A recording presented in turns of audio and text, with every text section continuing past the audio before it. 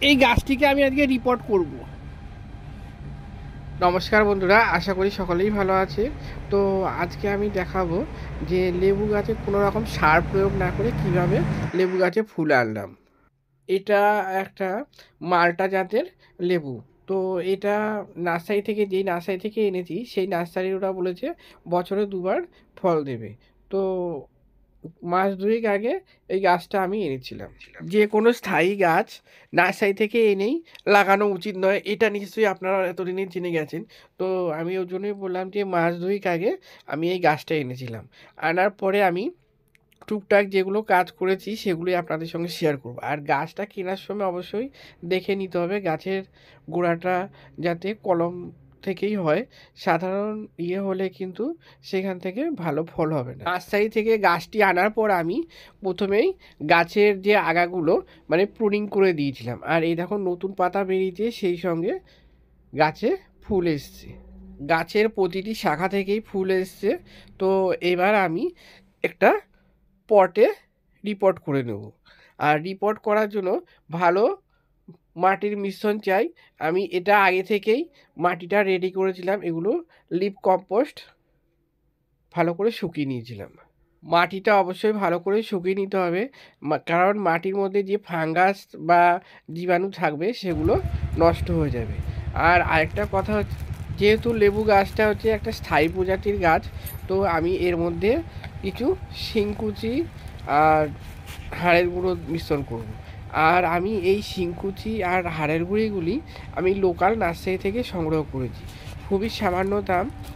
বন্ধুরা, আপনারাও চেষ্টা করবেন লোকাল নার্সারি থেকে সংগ্রহ করার, কারণ নেটে পাওয়া গেলেও তারা প্রচুর দাম নিয়ে নেয়। আর মানের জিনিসটার মান বা গুণগত মান অনেক সময় দেখা যায় ঠিক থাকে না।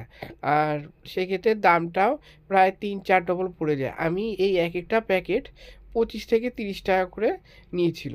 এবার এই লিপ কম্পোস্টের সঙ্গে আমি হাড়ের গুঁড়ো আর শিংকুচিগুলি ভালোভাবে মিশিয়ে নিয়েছি।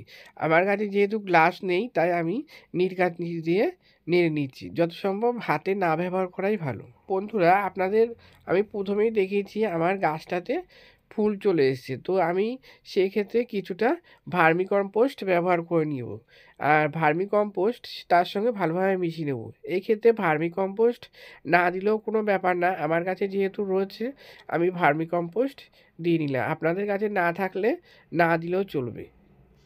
এরপরে আমি গাছটা যে পটে রয়েছে, একটা গ্রো ব্যাগের মধ্যে রয়েছে, গ্রো ব্যাগ থেকে আমি এটা ছাড়িয়ে নেব। আর আমি আগে থেকেই একটা মাটির টব রেডি করে নিয়েছি। এটা হচ্ছে 10 ইঞ্চি টব। আমি বেশ কিছুদিন আগে এই টবটা এনে রেখেছি। প্রথমে আমি এই টবটার মধ্যে ভালোভাবে ফুটোটা চেক করে নিলাম।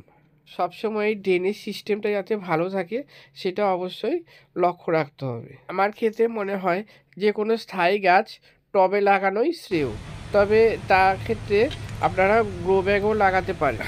আর আমি এই টবের ফুটোটা এখান দিয়ে আমি একটা সাপোর্ট দিয়ে নিচ্ছি। আমি একটা টব ভাঙা উল্টো করে দিয়ে দিয়েছি। এরপর কিছু আমি কুচো পাথর দিয়ে দিচ্ছি, যাতে করে আমি যে ড্রেনেজ কভারের জন্য টব ভাঙাটা দিয়েছি সেটা কোনোভাবে সরে না যায়। এরপর আমি এই টবের মধ্যে মিশ্রণ করা যে মাটি, সেই মাটির কিছুটা টবে দিয়ে দেবো। তোমরা এখানে দেখতেই পাচ্ছ মাটি থেকে ধুলো উঠছে, মাটিটা সম্পূর্ণরূপে শুকিয়ে নিয়েছি। এইবার আমাকে যেটা করতে হবে, আমি এই গ্রো ব্যাগ থেকে মাটি সমেত গাছটা এমনভাবে ছাড়াবো যাতে কোনো প্রকার শেকড় কেটে না যায়। আমি এই গাছটা বিকেলবেলায় লাগাচ্ছি। গাছটা সবসময় চেষ্টা করবেন বিকেলের দিকে লাগানো, তাহলে রাত্রিবেলায় মাটিটা অনেকটা অ্যাবজর্ব করে নেবে, গাছটা সহজভাবে বসে যাবে বা মাটির সঙ্গে অ্যাডজাস্ট করে নেবে। আমি গ্রো ব্যাগ থেকে খুব সাবধানের সহিত গাছটা তুলে নিলাম। আর দেখো বেশ সুন্দর শিকড়ও হয়েছে। আমি সবটা মাটি এখানে ব্যবহার করব না, আর কোনো প্রকার শেকড় এখানে কাটেনি। এই গাছটির এখন প্রয়োজন ক্যালসিয়াম সমৃদ্ধ খাবার, তাই আমি হাড়ের গুঁড়ো শিংকুচো দিয়ে দিয়েছি। আর এখান থেকে কিছুটা মাটি রেখে দিয়েছি। আমি গ্রো ব্যাগটা নষ্ট করিনি, কারণ গ্রো ব্যাগটা আমি পরে কাজে লাগাতে পারবো। এইবারে গাছটা টবের মোটামুটি মাঝখান সোজা বসিয়ে তারপরে আমি গাছটাকে সোজা করে তারপরে অল্প অল্প পরিমাণ মাটি দিচ্ছি। আর মাটি দেওয়ার পরে আমাকে গাছটা সুন্দরভাবে সেট করে নিতে হবে, কারণ এটা একটা স্থায়ী গাছ। আমি পরবর্তীকালে সহজে নাড়তে পারবো না, আবার রিপোর্ট করতে অনেক সময় লাগবে, কারণ গাছটা আবার যখন বড় হবে তারপরে আমি রিপোর্ট করব। আর আপনারা নিশ্চয়ই এতদিনে জেনে গেছেন যে কোনো ছোট গাছ ছোট পাত্রে লাগাতে হয়, গাছটা যখন ধীরে ধীরে বড় হবে আস্তে আস্তে সেই পাত্রটাও বড় করতে হবে। এইবার আসি আমি কোনো রকম সার ব্যবহার না করেও গাছটাতে কিভাবে ফুল আনলাম।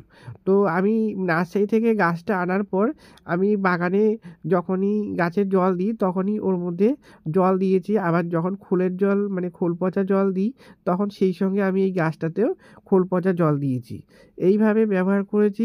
আর লেবু গাছে ফুল আনার জন্য কিন্তু কম পরিমাণ জল দিতে হবে, যা মানে 1 লিটার যদি এই গাছটার জলের প্রয়োজন হয় সেক্ষেত্রে দেখা যাবে 1/2 লিটার জল দিতে হবে। এইভাবে আমি বেশ কিছুদিন করার পর গাছটাতে ফুল চলে এসছে। এই পদ্ধতি প্রয়োগ করার আগে আমাকে জানতে হবে গাছটি অন্তত 1 থেকে 1.5 বছর বা 2 বছরের পুরনো হতে হবে। সেক্ষেত্রে যদি কলমের চারা হয়, গাছটার মানে ডালটা পুরনো হয়, তাহলে কিন্তু গাছটা অতি সহজেই এই পদ্ধতিতে গাছে ফুল চলে আসবে। যে কোনো পদ্ধতি সঠিক না জেনে করা উচিত নয়, সেক্ষেত্রে গাছের ক্ষতি হতে পারে, এমনকি গাছটা মারা পর্যন্ত যেতে পারে। আমি টবের মাটিতে অল্প অল্প জল দিয়ে মাটিগুলোকে ভালোভাবে ভিজিয়ে দেবো। আমি আগেই বলেছি আমি সকালবেলায় গ্রো ব্যাগের মাটিতে জল দিয়েছি, তাই আমি জলের পরিমাণ সেইভাবে দেবো। আপনারা যখন গাছ লাগাবেন এই পদ্ধতিগুলি ভালো মতো খেয়াল করবেন। এইরকম সাধারণ কিছু নিয়ম মেনে চললে নার্সারি থেকে আনার পর গাছ কখনো মারা যাবে না, আর গাছগুলি বেশ কিছুদিন পরে রিপোর্ট করে নেওয়া উচিত। এখন এই টবের গাছটি কয়েকদিন একটু শেডে রাখবো, যেখানে আলো পায় অথচ ছায়া। আর আশা করি সহজভাবে আপনাদের বোঝাতে পেরেছি।